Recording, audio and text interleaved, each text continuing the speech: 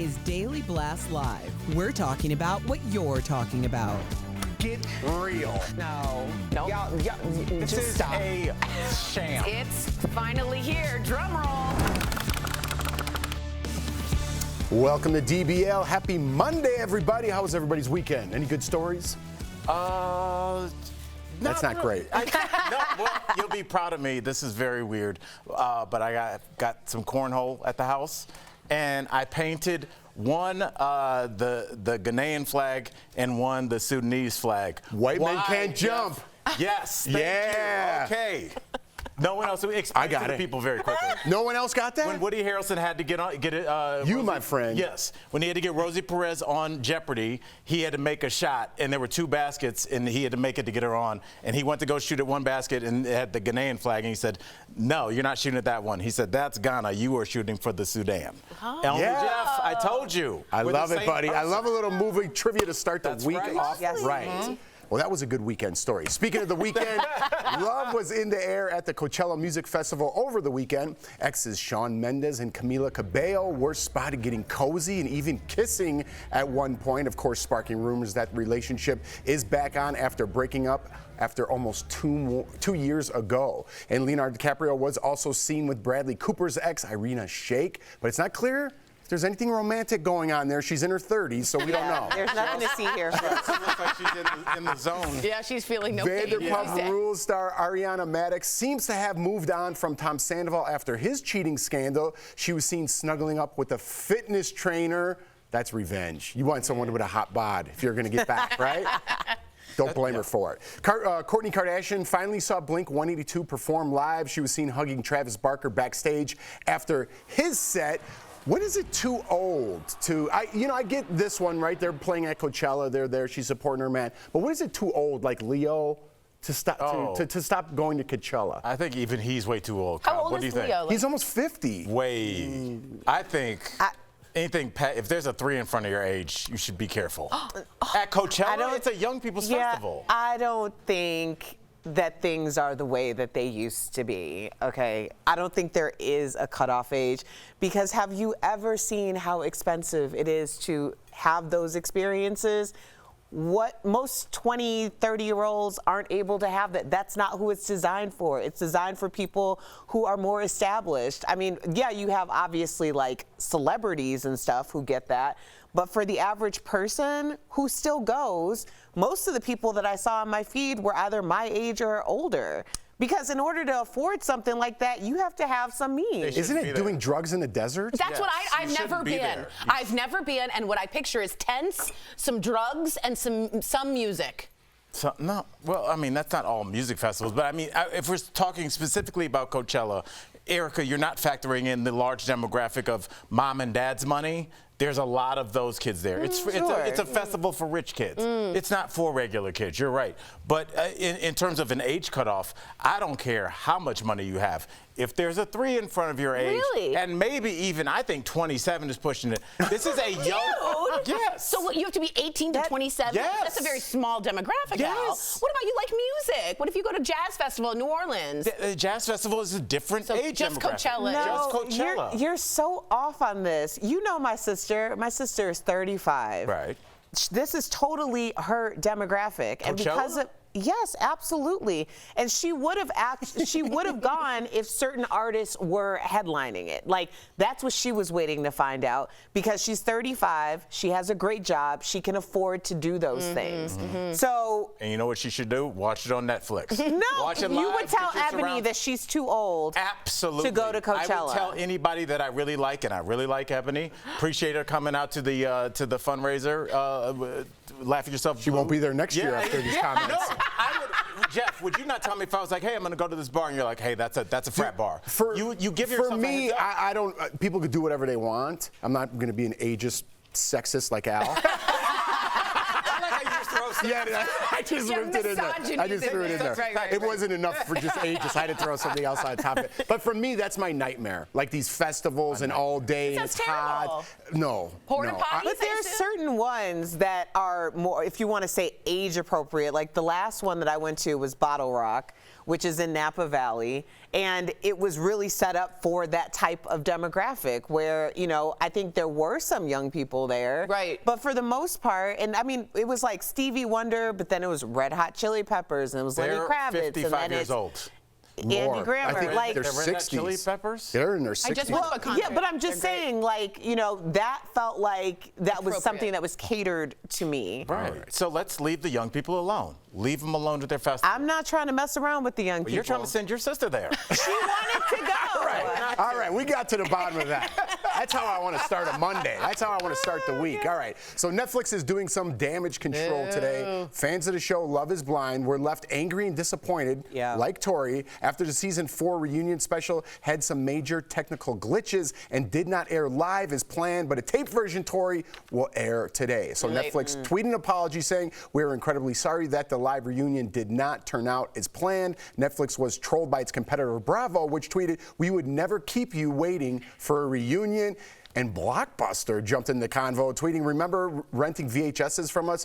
You could start it on time, no problem." All right, Why remember Blockbuster when you had the opportunity to buy Netflix? Yeah, I right. think you might want to sit this one out. Yeah, why do they still have an account? They don't even have any stores. Did you see they're doing something new? Their Oh, there's accounts- one store in Oregon. And it does say be kind, rewind, wait for what's coming. I think Blockbuster is announcing something soon, so we'll see what happens. Great. So well, Love is they've set on Blind. it. You didn't. Love Yeah, is let's Blind. get back. So I was sitting there waiting live with my husband, and we had we were like count down. Like, we love this show. Erica knows she loves this show. You're talking over me as if I don't watch You it. don't? Oh, I do. You watch it too? Mr. Jackson watches it. Please continue. I thought you'd say anyone over 27 I is just not watch it allowed to watch it. destroy it. I have some thoughts. All right, well, I was just saying, I thought it was brilliant marketing until it actually didn't work out. I thought they were holding us over, and it was some kind of guerrilla marketing, and I thought it was brilliant because everyone was tweeting about it, and then it just went to bupkis, and you wasted that entire momentum, and I heard it was somewhat boring. You call spending time with your husband wasted? No, but like this in front of a I know, I'm blanket. just kidding. Yeah. You can do other things. Yeah. But let me just tell you,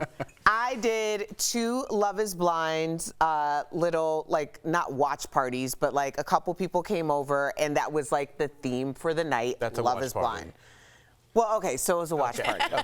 You guys are getting after it this week. Is it a watch party if there's 5 people? I don't Yes, know. if you've invited people over If to 3 watch. people live there, okay. Anyway, so watching yeah, 2 of my friends came over.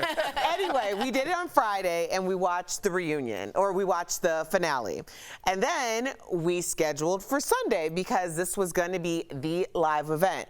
Let me tell you, Netflix really messed up. They sure did. Okay. They sure did. The reunion ended up being, because I did watch it, but we had to like hack in to get it. Like, somebody was able to like pull it up on their phone, and we screen shared it to the TV. I couldn't get it at So all. But we had been waiting. They did do it. There wasn't anything with the show. It was with the Just the site broadcasting. They did it, but most people weren't able to watch it on Right, Netflix. okay. You had to have like a Fire Stick or or like they showed it on Twitch or TikTok, and then people were screen sharing. So that's how we watched it, which was didn't super do it. disappointing because once we finally got it, they had to do something spectacular in order to make that all okay, and it just didn't come Yeah. out that way. It was a big, Like, I heard. there was just feelings that like there were things that the audience really wanted to know that weren't truly asked. They felt like certain people should have been held to the fire and they weren't, where other people were held to the fire and they shouldn't have been. And at the end of the day, Netflix, nobody asked you to do a live reunion, okay? I think that they got way too cocky about the success of the Chris Rock special. That was the first time. They probably felt like, well, we did it once, we can do it again. But there were a few things that were like fatal flaws. There was no lead-in.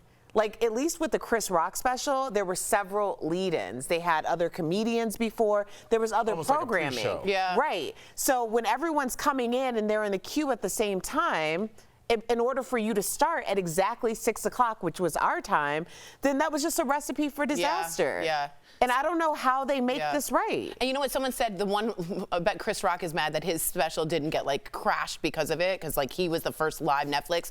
But I don't see Vanessa or Nick Lachey also being, I don't know if they're good or I think they're good enough. I'm just saying, when you're in a live event, how is the hosting? Because I hear the host, what my biggest complaint that I heard was they were not prepared for a live event. Well, how can you be prepared Right. for a live event if you don't do live television all the time? Exactly, It's like, right. that's just, it's a That's a big leap. Yeah. It's a big leap. Yeah. So the idea that they were, and I don't have anything against Nick and Vanessa. Like, I think that the concept, obviously the show is very successful, but you just can't expect that from people who aren't doing that. Yeah, it's not like they don't have a career in show business behind them. They could do this. He's been in front of a camera his whole life. Okay, but when you started doing this show compared to doing your live, because you obviously are a comedian, aren't there some differences and nuances between doing this show and being on the road as a comedian? No, it's just me talking and letting people know that I'm right and they're wrong. Yeah, Okay. Same thing.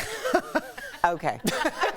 It's gonna be a spicy week. I'm already liking Going it. at Erica until she does something. She's with letting him liquid go. in her She's drink. letting him go. I remember season 1 out, and season 1 out is very different from season 6 out. Very So I'll just true. say that. All right, let's continue the conversation in the break. Check us out on YouTube. Al's going to yell at all of us. Coming up on DBL, our interview with singer Jewel, how she's using her platform to help kids get access to mental health resources. And Kelly Ripa says her kids blocked her on social media. We're going to talk about it next.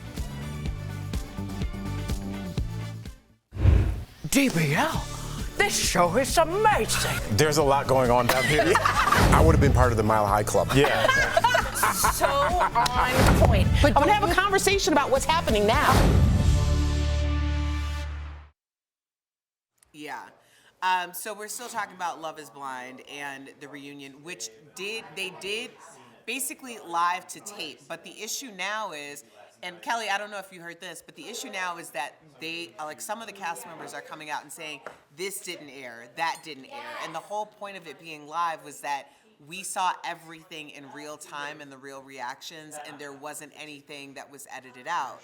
But now cast members are saying things were edited out, which means that they didn't even do it live to tape, which would have been a far more authentic experience than editing it. Yeah. Like, right, because of the feedback of the few people who were able to see it, it didn't have a flow to it because they weren't really able to corral and there was just a lot missing to the rhythm of the entire thing. Right. That's Yeah. weird though. You'd think they'd rehearse though, plenty of times to have it live.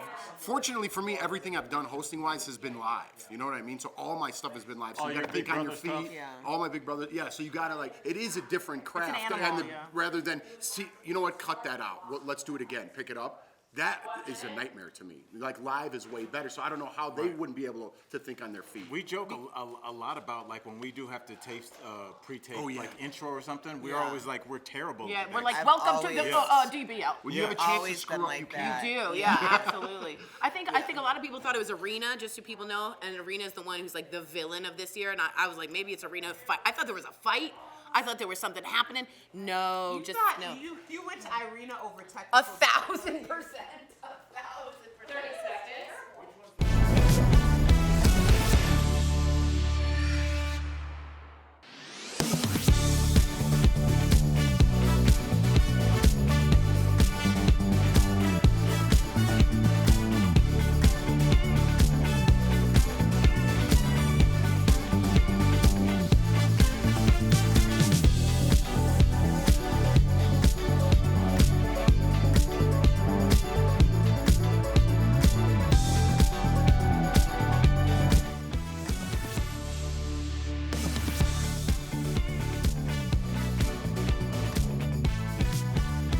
Beautiful. Welcome back. Kelly Ripa's adult kids blocked her on social media. Kelly told E! News that her 3 kids, who range in age from 20 to 25, have no interest in her life on social media. She said they're barely aware she and her husband are co-hosting live together. So Kelly and Mark are not shy about sharing intimate details about their personal lives, including their sex life online. So it might be a good thing.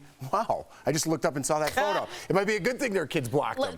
Let me just tell you, Kelly and Mark, they have an extremely flirtatious PDA Instagram. I am not saying that's bad. I'm saying if I were the kid, I'd want to poke my eyes out. I mean, it is incredibly they promote sex in their relationship in a beautiful way, in my opinion, but I don't want, and it was too much as a TMI times a million. For the kids. For the kids, way too much. It's really sexy pictures. Isn't that supposed to be a good thing? I that you think see so. Your parents. I think a lot of the Not struggles when you're people- 20, though. Yeah. You don't really get it. Well, that's when you're about to start hitting your kind of serious relationship potential. Yeah, in that and you area. don't want wanna your see your parents parents to doing it. destroy your libido. It's not destroying it. I think it's a good thing to see how somebody loves somebody that you love. So obviously you respect your mom. You want to see, I love looking at my mother's new husband, shout out Montez, and like how he looks at her. He looks at her like I look at her. Yeah, but is he Like looking at it's- her butt? Yeah, like but that I mean, picture? dude, I don't want my mom bent over with my husband Yeah, creeping up yeah, behind yeah. her. That's Montez gross, does not dude. look at your mama like you look I'm at your past mama. that dating age. They have younger kids that are. I think it's good to see that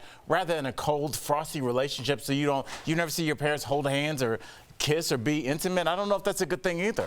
That wasn't. Put that photo Yeah, back up. yeah. That's not holding hands. Different. I'm not against it. I'm for but it, I can but- understand why Oh, your come on, kids dude. don't want to see it. I mean, I don't want to was see just- my dad like that. Or my dude. mother. Yeah, it's just, I mean, my sister has been living with us for a few weeks now. And I was talking to one of my girlfriends about when my husband and I first started dating, and I made a comment, and my sister lost her mind. I was like, first of all, I'm not your mama, okay? Like, I don't know what you think is going on in this house, but like, you might want to move out soon because, yeah, things are going down here. And she acted like it was like, oh, I can't hear it. I can't hear it. I'm like, girl. So I understand. just I do saying. understand. I think it is good to show the Erica warmth. said It things is. are going down in here. I They know. are. I mean, do you understand how gangster it look? Either you move out because things are going down here. That should be on your welcome mat. When you No, that's our opening statement. Things are going down. Things are going down. Now enter at your own risk. All right, we got to run. We'll be right back. But are things going down?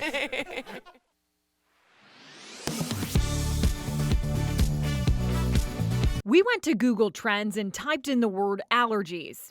We found North and South Carolina were in the top 5 states for searching that term.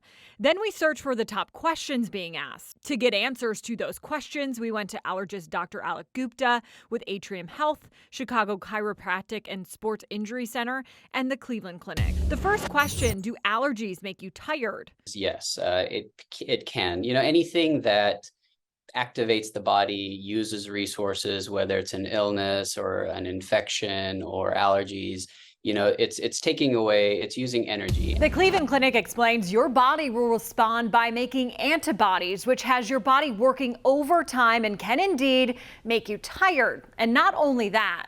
Allergy sufferers also tend to have more trouble sleeping at night. So, you don't sleep well, you feel bad the next day.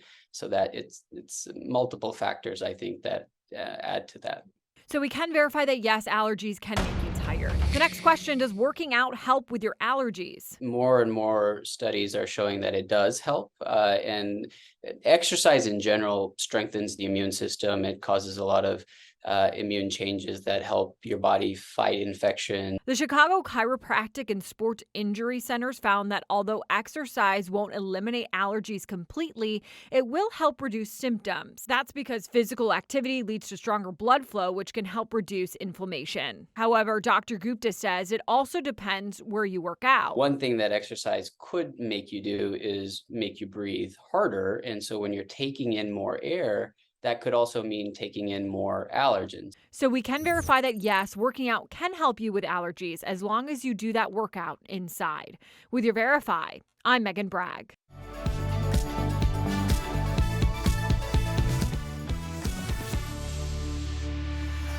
Her road back, her road to stardom includes hit songs and discovering mental health along the way. Now she wants us all to find strength in our struggles. Earlier, we spoke with award-winning singer, songwriter, acclaimed actor, and best-selling author, Jewel. Take a look. Hi guys, how are you? Jewel, so good to have you back on the show with us, all big fans up here. But you performed at the national anthem at the NBA All-Star Game. So I want to ask, are you a fan of basketball, and what made that moment special for you? Love basketball, love the whole thing of just the All-Star Games. Having everybody in one spot was a dream. My son got to be with me, but it got to be a fashion moment, most importantly. Yes. You did look great. I was going to say, that's a cool outfit. Let's talk about something a little bit more serious, Joel. We talked to you about the importance of mental health during the holidays, and since then, we have all experienced, I would say, trauma seeing these multiple school shootings. What do you think we can do to help support the children moving forward so these events don't continue happening in the future? I think we all have to keep fighting for what we believe and what we're passionate about, and with the idea of bringing us together and creating healing. It's a complex problem that evolved over a long period of time, and so I think the solution isn't just a quick one, sadly. It's us actually having to learn how to work together toward a common goal.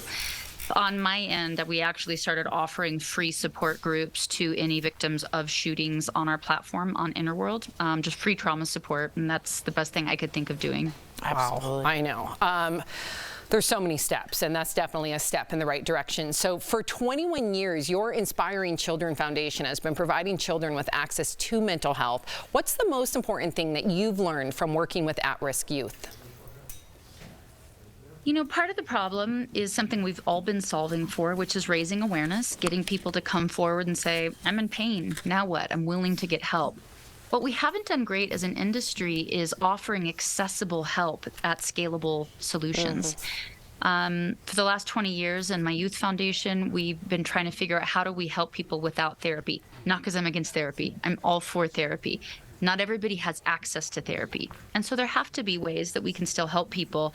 That happens to be where my expertise was, because I moved out at 15 and I figured out how to create behavioral tools for myself that helped with better outcomes for myself, solving for panic attacks and social anxiety and agoraphobia, shoplifting, so many things that I had to overcome.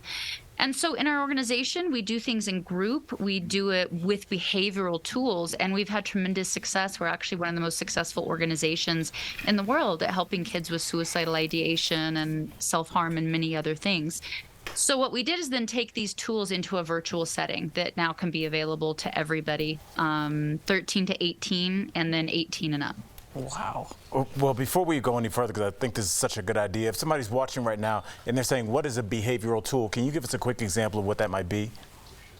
Yeah, a behavioral tool is something you can practice. So mindfulness, I will just describe as being consciously present. And then now that you're present, now what? Being present, you might just be present with your anxiety or your hurt.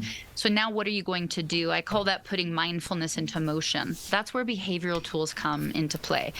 So if I know that I have this thought and it makes me have a panic attack, what can I do about that? Because we live in a world of action. So a good behavioral tool would be with social anxiety. You write down what's your worst fear that if you go to the grocery store, and that's your goal is going to the grocery store, what's your worst fear? And then make a plan. What would you do if your worst fear came true? What's your greatest hope? And then how can we make a plan to maybe influence it to happening in that direction?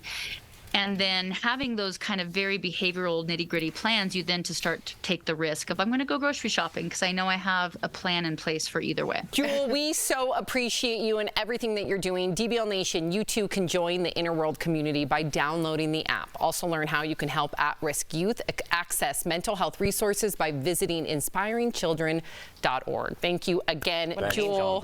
We'll be right back. Thank you.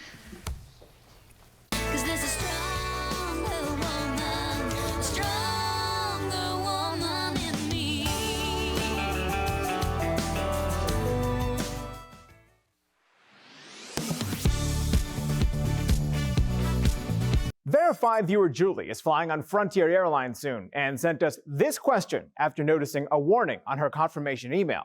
I'd like to know if an airline can charge you $25 for asking for assistance. So Julie, let's verify. Can airlines charge a fee to help you at the airport? Our sources are the U.S. Department of Transportation and the policies of several budget airlines. The DOT gives airlines a lot of freedom when it comes to the kinds of fees they can charge. They could be for anything from baggage to seat assignments to printing your boarding pass for you. The only rule is that customers must opt in to pay for the optional service. In Julie's case, Frontier sells no-frills tickets. Then you pay fees to add on different services like the airport agent assistance fee. For $25, an agent will help you check in, print your boarding pass, and place a tag on your luggage. Frontier says passengers can avoid this fee by checking in online, using a digital boarding pass, and using a kiosk to tag their own bag. The fee doesn't apply to passengers with a disability, active duty service members, and people who are checking special items. So yes, airlines can charge a fee to help you at the airport. Other budget airlines like Spirit, Allegiant, and Breeze have similar fees for assistance at the airport. With your Verify, I'm Brandon Lewis. Are you skeptical of headlines and what you see on social media? We are too. The Verify newsletter helps you distinguish between true and false information by answering your questions. It provides fast facts on trending topics, spotlights major stories, and even includes a daily fun fact for all those trivia buffs out there. Get Verify's fast facts delivered every weekday to your email inbox. Go to verifythis.com/email to check it out.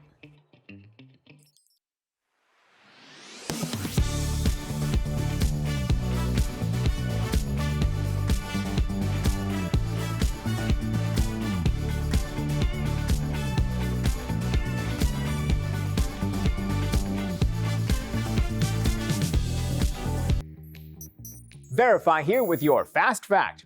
More than 20,000 runners will race through the streets of Boston for this year's marathon.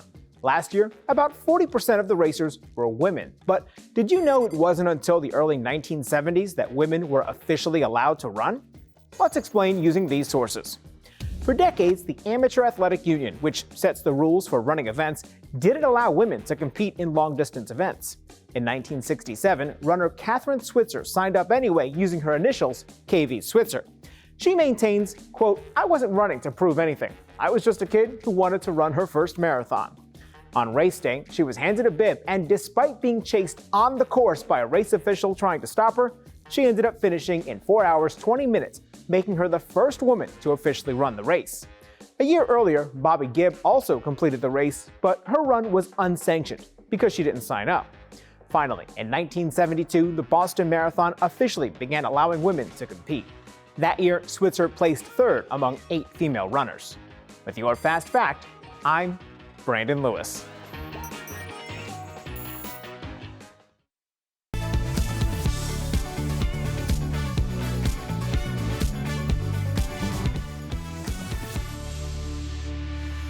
Welcome back. Did you know that your sleep has a big impact on your joint health? It's time for some joint and muscle support brought to you by Omega XL. Lack of sleep can make joint pain feel worse. If this sounds familiar, try to get on a regular sleep schedule. Go to sleep and wake up at the same time every day. Also be sure to get active. People who exercise during the day are proven to get better sleep at night. And there are many exercises that can help relieve pain. Omega XL has improved the lives of millions of consumers, supported by 30 years of clinical research. Omega XL's powerful and proven benefits have transformed the lives of athletes, celebrities, and dedicated daily users. Call 800-813-6801 or visit OmegaXL.com for more information. I'm telling you, quick hack that I do, just because the weather's nicer now. As soon as you get up to put your plate in the sink, you guys just put your stuff on and walk right out the door and do a couple blocks to walk your dinner off without sitting back on the couch, because then I cannot get back up. I just put my dish in the sink and walk, and then we just do our walk, and just that kind of gets you ready for nighttime. And Brooks works. and I